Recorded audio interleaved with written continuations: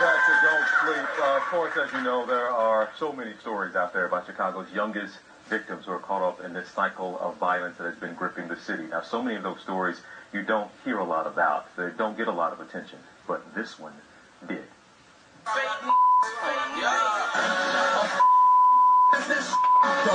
Earlier this year, 16-year-old Chicago rapper Keef Kozart's video, I Don't Like, went viral. He got more than 19 million hits on YouTube. But Kozart, also known as Chief Keef, wasn't just a rapper. He allegedly has ties to Chicago's street gang, the Black Disciples. Chief Keef signed a multi-million-dollar deal with a major label in June. That got a lot of attention, including the attention of Chicago rapper Joseph Coleman, also known as Lil Jojo. Chicago police say Lil Jojo was affiliated with the rival gang, Gangster Disciples. Lil Jojo taunted Chief Keef by making his own version of Chief Keef's track, 300, changing it to 300K. That homemade music video shows a baby-faced Lil Jojo with his friends waving automatic weapons. What happened next unfolded over less than 2 days. On September 4th, 4:04 p.m., Lil Jojo posted a video of himself and his friends shouting insults at one of Keef's associates. At the end of that video, you can hear someone shout, "I'ma kill you." 7:30 p.m. that same day, Lil Jojo tweeted he was on 69th Street. Minutes later, someone in a Ford Taurus pulled up and shot him. He was dead on the scene. A tweet was made from Chief Keef's account mocking the death, saying it was sad because Lil Jojo, quote, wanted to be like us. That tweet ended with LMAO. Keef claimed his Twitter account was hacked and that he had nothing to do with the murder. A murder that started online.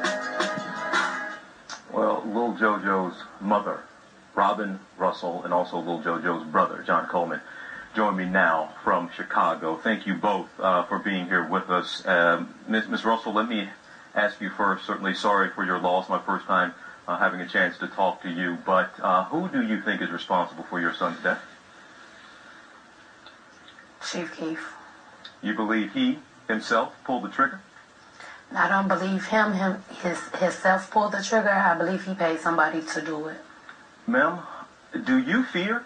Why speak out now? You're talking to me here in a television interview.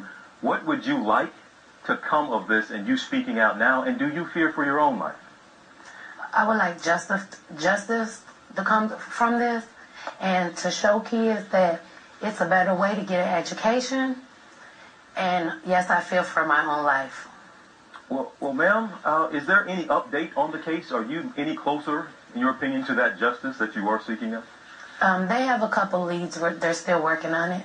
Do you think that your son's life is valuable in the eyes of the rest of the country, people in Chicago, the authorities? Or is this just another young black man who is now a number, a statistic? I think that my brother is something different than what's going on because of the music. That's what built like a bigger stage, bigger spotlight for what's going on, because he did the music thing. But we don't want him to just be, you know what I'm saying, remember it's just another kid who died. I feel like he died for a purpose, whether it was intentional or not. And we want to make sure that's expressed, you know what I'm saying? My brother did die for a reason, and we need to do something. I guess, what was that purpose, and what can we get from this or learn from this moving forward? He died for what he wanted to do. He was just working, you know what I'm saying, make his family successful.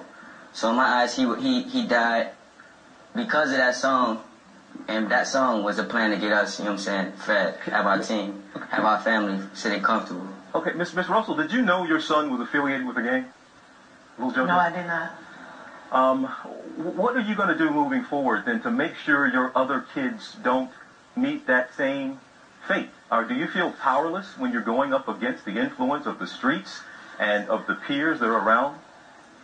Well, I don't feel it's my fault because all I can do is raise my child. I can't hold his hand 24/7 when he goes in the streets. I teach him right from wrong, but like I said, I have other kids. I can't be there with him 24 hours.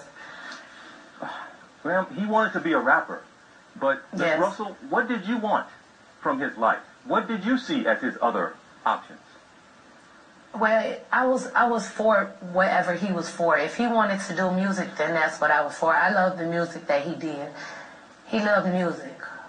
John, let me bring you back in. Yes, sir. Are you affiliated with a gang as well? No, sir.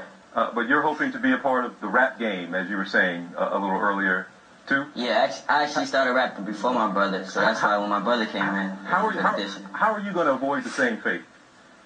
Well, what my brother slipped up is obviously the title of his song and what the hook and what the song was about. So he messed up right there. So where I learned from that mistake is not to go target any direct large group of people. If I have a problem with somebody, my mentors have expressed to me that I need to go at that person, not the whole group. Miss Russell, does that? A lot of people will be confused hearing that a song can get you killed. That should not be the case.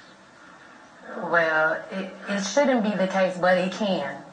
Well, we certainly see. And Miss Russell and John, so sorry for your loss. I'm glad to talk to you. Sorry it was these circumstances that brought us together, but you have an important story for our audience. So thank you for sharing it, and we certainly hope to follow it with you both. Thank you so much. Thank you. We were on the ground in Chicago just yesterday. A special report from the streets of Chicago and two young men you need to hear from. Stay with me.